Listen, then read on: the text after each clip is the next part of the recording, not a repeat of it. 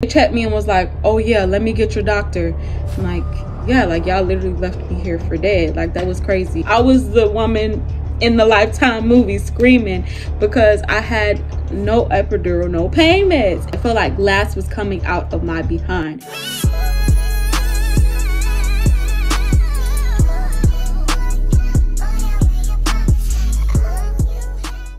Hi guys, it's your girl Kia Nicole, and welcome back to another video.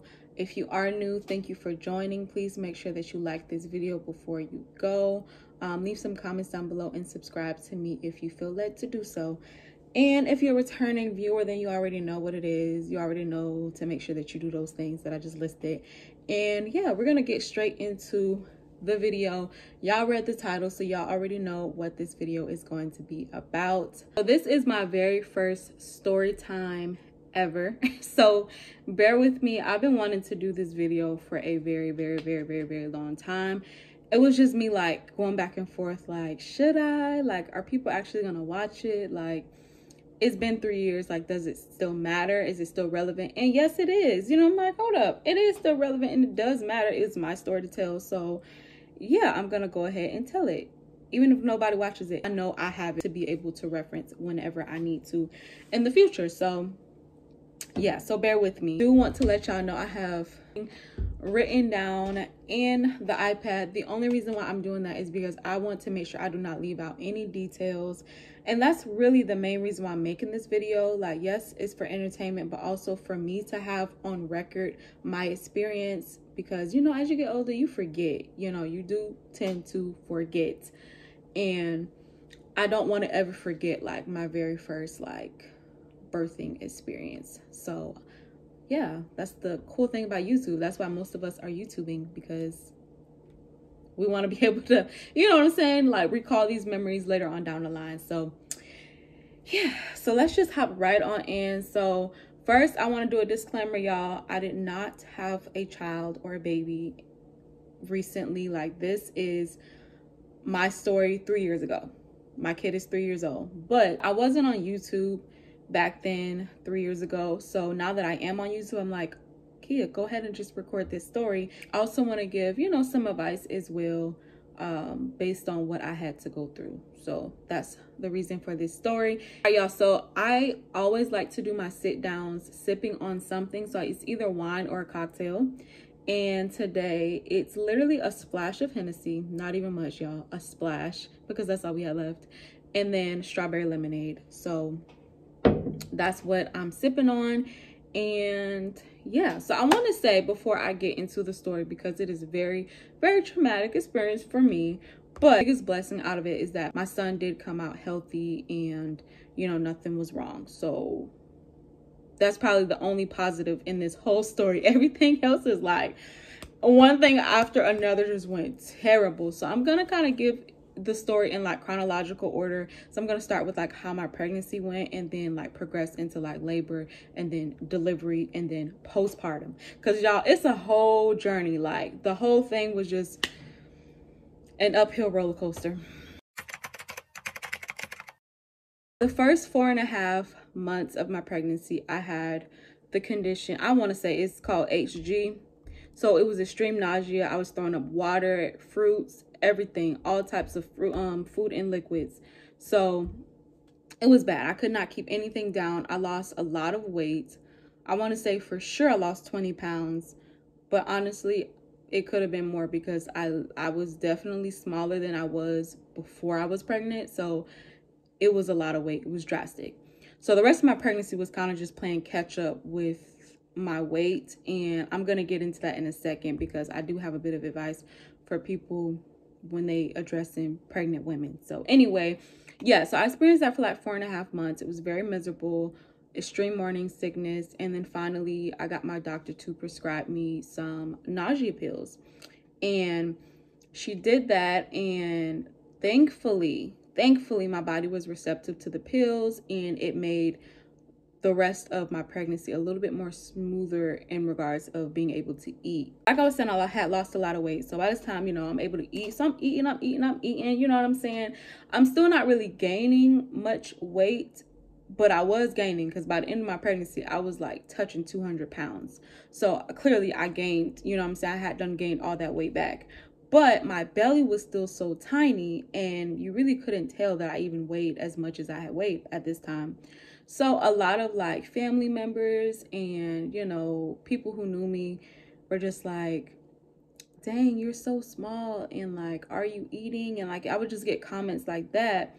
And some of it would be like joking, but then like, I know in the same sense they're kind of serious too. Like, dang, you're so tiny. Like, oh my gosh, you're barely showing. And it's like, okay, you would think that's a good thing. Like, yes, I'm barely showing. But in a sense, it's kind of like belly shaming, because, and it can go both ways. So for someone who has a small belly and is not showing, it was kind of like, dang, you need to eat, like what you starving the baby. And then for someone who has a big belly, it's like, dang, you're huge, what you doing, eating everything? So my piece of advice is, because that actually bothered me a lot, because it came from like, I'm not gonna say any names, but it came from family members, you know, so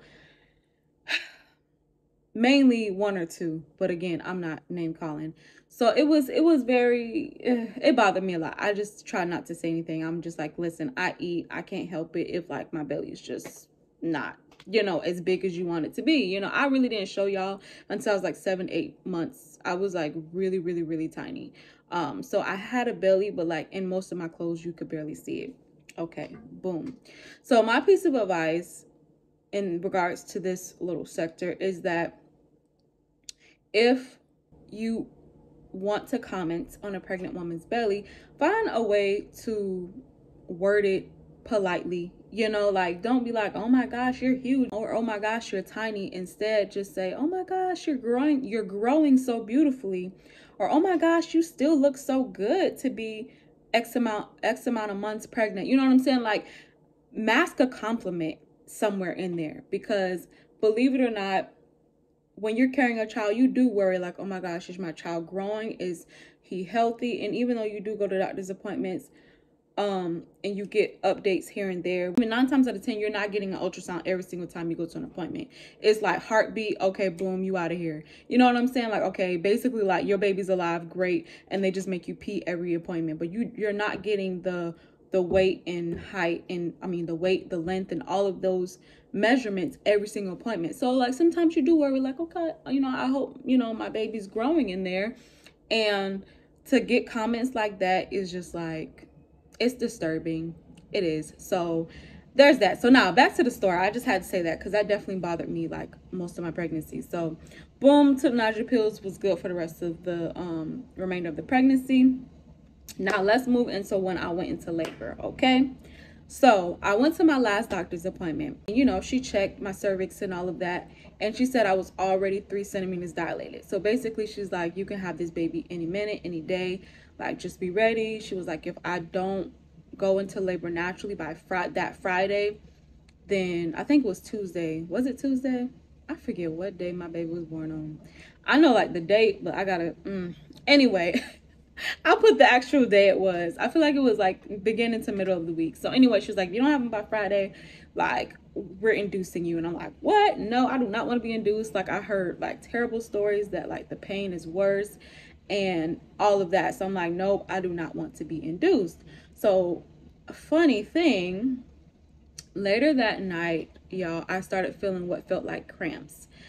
And no one really told me, like in the beginning, it just feels like period cramps, because that's what they feel like. So you kind of can easily just dismiss it like, okay, it's nothing, just a little cramping, mild cramping, but then it eventually will, you know, intensify. So around 10 p.m. ish, I started feeling cramps, and I don't know, something told me to like just go home. Like after she told me that, I went home and I just started cleaning up his room and trying to get his room together. And as I was doing that, like I'm on the phone with my best friend Chanel at the time. Hey girl, if you're watching this video.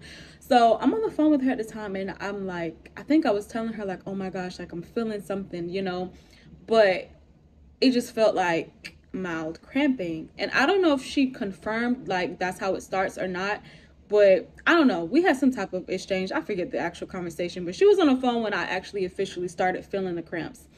So eventually I got off the phone with her, whatever, and I finished doing what I was doing. And then around like midnight, that's when like it started intensifying. But I'm still trying to thug it out, like, okay, it's not too bad, you know, let me just try to like get through as much as I can at home, you know. Then finally there was one that literally took me out. I'm in a closet, I dropped to the floor, and that's when I just had to go. At that point it was like, okay, let's go. So I had my bag already packed, so we go in the car, we drive into the hospital, and like I said, it's after 3 a.m. now. By the time I think it's after 3 by the time I get to the hospital, or it's after 3 by the time they give me a bed. One of the two. Anyway, it's after 3 a.m. They say I'm already 5 centimeters at this point. So I'm in active labor. So it's like, it's real. And it felt real. Oh, y'all, it hurt. It literally feels like a ball, or like something just actually contracting your stomach, like tightening, extreme tightening. I really just cannot describe it. Like, if you've never been through it, like, you just have to go through it to really know what I'm saying. So boom, I get there, and first thing they have to do, I guess, is put an IV in me. Y'all, why nobody told me an IV was so painful?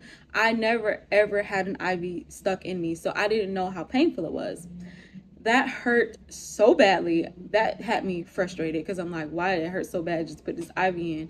Then they gave me a COVID test, because of course I had a COVID baby. I had him in 2020, so this was like the start of COVID, the height of COVID, like all of that. So that's when like the world was really taking it serious. Like it was like lockdown type of, yeah, that part of COVID. So this COVID test, y'all, I had a COVID test before done in the past, but this one hurt so bad. When I tell you they stuck it deep up my nostril, it hurt so bad. That had me pissed off, because I'm like, bro, like nothing is gentle around here. Nobody's being gentle with me. Like I was just so frustrated. Then y'all, they left me. They left me and my baby father in the room by ourselves. We had no nurses, no doctors, no nothing. Like nobody was really checking on us. So they obviously, you have a, let me take a sip, y'all. I need to drink. Hold on. This is good. It's a splash of Hennessy, but it tastes good. So anyway, yeah, they left me in there, y'all, with absolutely no assistance.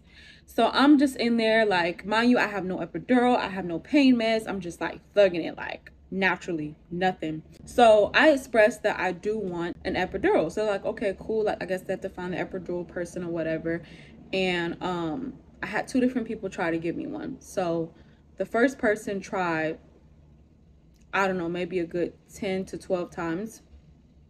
Yes, stuck that long needle about 10 to 12 times, trying to attempt to, I guess, get the right spot where it will, like, I guess, be administered.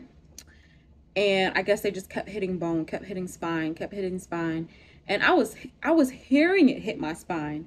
That is how, oh my God, it was so traumatizing. And then you have to sit still through contractions. Mind you, y'all, I have nothing in me that can like mellow out the pain. It's just straight thugging it, like back in the old days, no medicine. So they're telling me just like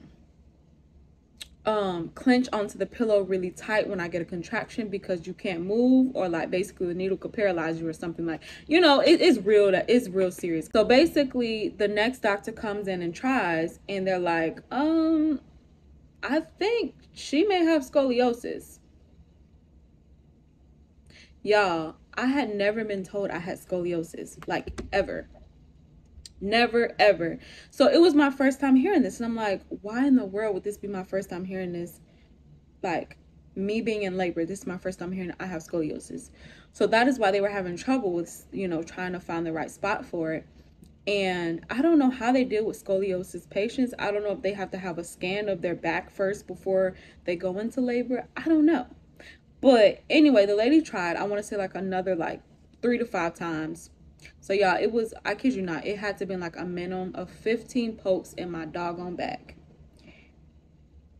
just to not even be able to get the doggone epidural. So she was about to do it one more time, and she's told me, she was like, do you want me to try one more time? Or I'm like, don't even worry about it at this point, because I was just fed up. I'm in so much pain, and I'm tired of having to sit here and like be still for them to keep poking. It was so annoying, y'all. Like, at this point, I'm like, I want to say I'm crying. I had to have been crying. And if I wasn't, I was strong. Because I feel like I was crying, but I don't know if I was crying. You know, like, I don't have like vivid images of me crying. This is why I'm doing this video, y'all, because the details now are still a little blurry, but I have a lot more details now than I probably would 5 years from now. So I'm happy I'm doing this video. But yeah, I don't know if I was crying or not. I imagine I had to shed a couple tears or so at this point, because I was just so frustrated. So that happened, y'all. Finally, I just said, don't worry about the epidural, like, whatever, don't even worry about it. Okay, so now fast forward, my doctor comes in. I only saw my doctor one other time before this time. She basically just came and I guess like to welcome me in, and she's like, oh, I saw your name on the board, because she was on call at the time. She's like, oh, I saw your name on the board, and I was so shocked. I thought you came in to, because I think she said to go into the hospital, like, just to check his measurements and stuff one last time before going in, and she thought that's what I was there to do. But then she saw I was admitted, and so I guess she then came to check on me or whatever. And yeah, and that was it. After that, she said hello, 1, 2, and she left. And she was actually doing a surgery as I was in labor. She was doing a C-section. So I thank God I didn't need one, because she wouldn't have been able to even help me. She's doing another one. So anyway, she comes in now. This is my second time seeing her. So again, there was no nurses. I was literally in the room all by myself the whole time, besides when the anesthesiologists, are they the people who do epidurals? I think so. Besides when they came in to do my epidurals, nobody, like, I eventually had to like hit the button, like, bro, I think it's time to push, like, somebody help me, you know? And I think I was right. I was right. They checked me and was like, oh yeah, let me get your doctor. I'm like, yeah, like, y'all literally left me here for dead. Like, that was crazy. But anyway, so yeah, she breaks my water and she tells me, like, just giving you a heads up, it's going to intensify. Like, the contractions are going to intensify once I break your water. And I'm just like, it can't possibly get worse than this. Like, it can't possibly get worse than this. And mind y'all, after I said forget the epidural, I asked them, like, is it too late for me to just get regular pain meds? They said, yeah, it's too late for that. You're too far along. I'm just like, but my thing is, why y'all couldn't give me regular pain meds in the beginning, like when I first got there, until we figured out the epidural situation? I guess they were waiting for me to ask for it. I don't know. But it's just like, that was so irritating. So anyway, she breaks my water and it's like a warm sensation. I don't know if this is TMI, but anyway, for anybody that's pregnant, you need to know this anyway. That's how I feel. So it's like a warm sensation, like a gush of water, literally, when she breaks it, because I'm doing all of this, y'all. My water had never broken. Like, I'm literally in extreme pain, active labor, and my water had never broken on its own. So she breaks it. And thankfully, right after that, she's like, oh, it's time to push. So I didn't even I didn't experience whatever extreme pain she said was going to follow up afterwards, because it was just time to push.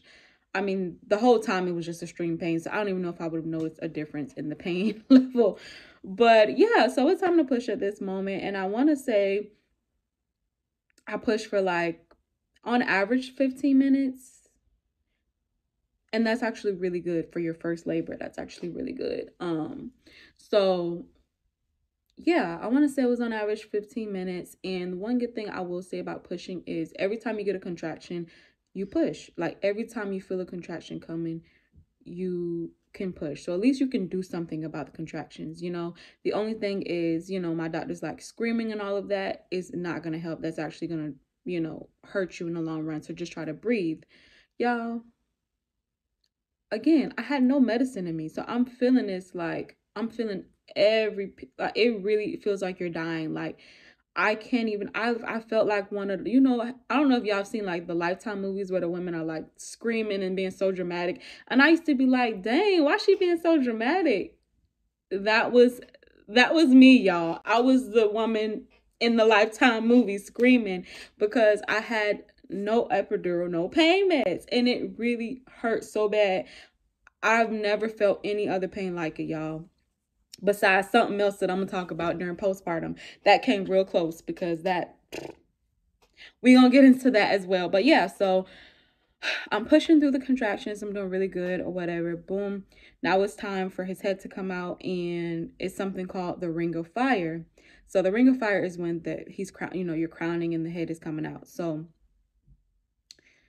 it literally feels like what it sounds like, fire. It's a burning sensation as the head is coming out. So it's kind of like the peak of the pain, if that makes sense. So they prep you for, she's like, all right, ring of fire. And I'm like, what the heck is a ring of fire? But I knew the second after it, as it was happening, I'm like, oh, this is what she means. So yeah, that was like the peak of it. And then once his whole body came out, it's like, literally all your pain just goes away instantly. Now, you'll only know this if you went through it naturally like I did with no pain meds. Now, if you have pain meds or you're doped up or epidural, you probably won't even notice like the difference between how it felt before or the difference in the pain, because maybe at this point you're numb. So yeah, the pain immediately goes away. So that was a relief. But then I tore. Of course, I tore. Like I tell you, it was just one thing after another. So, of course, I tore. I had a 2nd-degree tear, so she did have to give me stitches, and I felt every stitch. Sips. It wasn't bad enough that I had to go through all of that. I felt every stitch. I had to get stitched up. She apparently numbed me, but she didn't numb me well because I still felt it. And I told her, I was like, okay, I'm still feeling something. So she put more on there, but I still felt it. So I'm like, okay, so basically this numbing cream ointment does not work. So that was that. And then another thing is, after they move you into the delivery room, because I guess there's like a room for labor and then like there's a room for after you've delivered. So you go into the delivery room, which is a little bit more spacious and it's more like cozy because, you know, now you have baby in the room with you. So, one thing they have to do, y'all. Oh, here's another thing that hurt. She scraped my cervix. I think that's what it is. She did a sweep. She swept my cervix to make sure like there was no remaining, I don't even know. I guess she just made sure, just to make sure there's nothing extra, like nothing left in there remaining. So right after I delivered and all of that, she scraped me and it hurt so bad. That hurt. That hurt. I wasn't numb down there. So I'm feeling every single thing she's doing to me. And then one thing they do is they have to push down on your belly. I don't even know what's the reason for that. So somebody can comment and say why they push down on your belly after you deliver. But that hurts so bad because you're so sensitive. Like you literally just got done delivering a baby. That hurts so bad. So it was one thing after another, y'all. The best thing I want to say is the celebratory meal I got. I think I had like shrimp and steak. I don't know exactly what all I had, y'all. I just know it was a good like fine dining experience and it was good, you know. And then they want to make sure that you do the number 2 before you leave. So I did, you know, do number 1 and it was cool. Nothing wrong. I did number 2. It's cool. You know, didn't hurt. But then they released me and I go home. I think I only stayed in the hospital for like 2 days max because I didn't have a C-section, so there was no need for me to stay past like 2 days. Okay. So, I go home and that's when it got real. The postpartum, oh baby, it hit. Not postpartum as in like depressed or anything, but like the postpartum, like things I had to go through with my body. I get home and I have to take my first, you know, number 2 at home. So I did my first one at the hospital. So now this is my first one at home. Tell me why it felt like, I don't want to be TMI, but I just have to be real because nobody warned me that this is how it was going to be. And this may not be everyone's experience, but it's some. I know there are some who can relate. It felt like I was pooping glass. Glass, y'all. I felt like glass was coming out of my behind. That is how it hurt so bad. It took me, I'm not gonna lie, y'all, it would take me 45 minutes to an hour, sometimes a little bit longer, just to successfully have a bowel movement. This may be TMI, but it's the reality of the situation. Like, it literally would take that long. And it was just traumatic. Like, it felt just, I want to say it literally felt just as bad as like when I was in labor. Like, I'm like, bro, it feels like I'm pushing out a baby all over again, just from behind. Like, it was that bad, y'all. And this actually is something that you're supposed to have. What is it like? Is it a my aunt had told me what it is I was supposed to get. It's something bath. I don't know. It's like a pail, and I don't know exactly, but I think you're supposed to like put it in the toilet seat or something, and then you sit. I don't know exactly, but if somebody know, you could drop a comment down below. But it's something I was supposed to get that would help with that process, and I didn't know. So that is going to go into the piece of advice that I will give any other soon-to-be moms, or if you're thinking about having a kid in the future, some advice I'm gonna give y'all, because it was my first kid, so I didn't know exactly what all I needed for postpartum. I got most of what I needed, but that part of it, I was not prepared for. And it was like, y'all, the next two bowel movements after that one were just the same. So I want to say it took 3 in total for me to get back to normal, to where like, okay, like it don't hurt no more. It was bad, y'all. It was bad. And then I had a whole newborn to take care of while I'm sitting here struggling in a bathroom for 45 minutes to an hour. It was so traumatizing, y'all. Then on top of that, because remember, they poked me on average 15 times in my back, I would get random back spasms at night. It felt like back contractions. Y'all, I mean, it had me literally not able to move. I would try to get in like the child's pose, all type of yoga positions, y'all, trying to like find what will like relieve the pain. And the only thing really that would help would be the ibuprofens that they prescribed me, because they prescribe you like the 800 ibuprofen. So I pop one, and in like 15 to 20 minutes I'd be good. But those lasted for like a few months, and then they went away, and to this day I don't have any like back spasms or anything from that. Now I don't know if I had gotten like the full epidural, would I have gotten the back problems like permanently or not. I don't know if it was a difference in it being a failed one and it not being a failed one. I don't know if it made a difference or not, but I'm just happy that that went away eventually. But yeah, that's basically my experience. I didn't want to make this video so long, so hopefully it's not past 30 minutes, hopefully. But if it is, please listen. It's a good one. It's interesting. It's just, it sounds all bad, but I do want to give advice. I'm grateful though for the experience, because every pregnancy is different. So now I know, if I were to get pregnant again in the future, like things to look out for, and like how to better prepare myself so that I'm not blindsided by anything. So at least it was a lesson that I learned, and that it was a journey. It was a very rough one at that.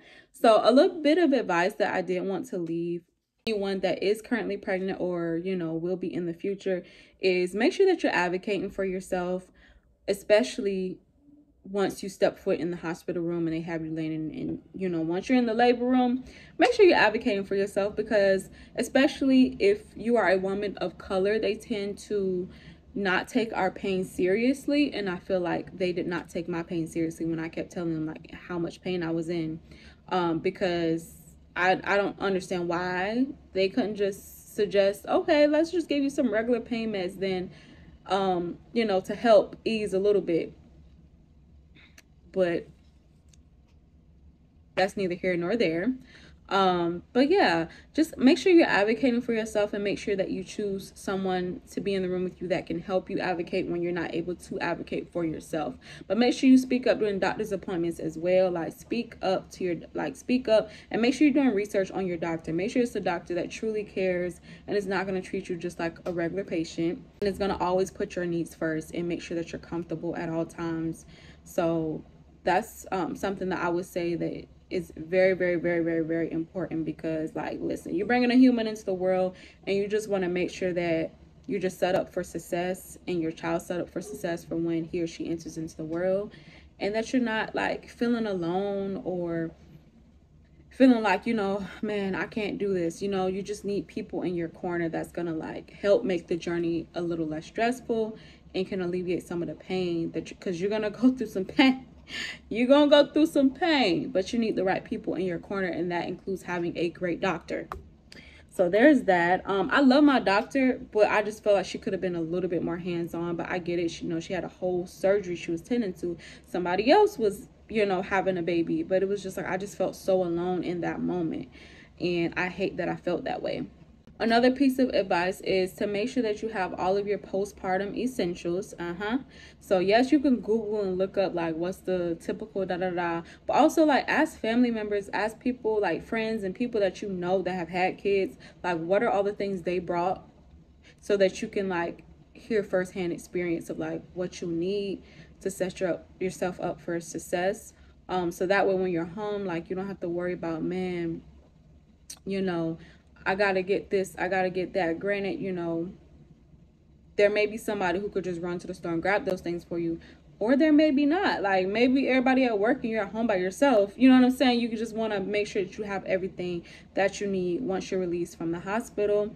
Also, make sure that you tour the hospital that you're going to. Make sure you are comfortable with the hospital, comfortable with the staff in that labor and delivery department, because if I had toured and known the staff members, I would have, you know, instantly got a vibe of, oh, nah, they are not taking these patients seriously here. Or like, it seems like they're just like not really into their jobs or whatever. But I never got a chance to tour and catch the vibe of the hospital. I just knew I liked my doctor, you know, she was Black and we vibed. So I liked my doctor. So I was like, cool, wherever my doctor delivers babies at, that's where I'm going. But I really wish I would have took the time to get to know the staff too, because they are the ones that are really like taking care of you until your doctor can come in and, you know, deliver the baby. But nobody really took care of me. I was literally just in the room by myself suffering. So yeah, so that's a piece of advice that I will leave with you guys. There's a lot more, but please feel free to drop some comments down below. Like, what are your stories, your labor and delivery stories? Like, is it similar to mine, or is it any part that you can relate to, or did you have like a smooth and sail delivery, or did you have a, you know, a complicated one but in a different way? I love to hear your stories. If you feel like sharing, or if you just feel like commenting on my story, you can do that as well.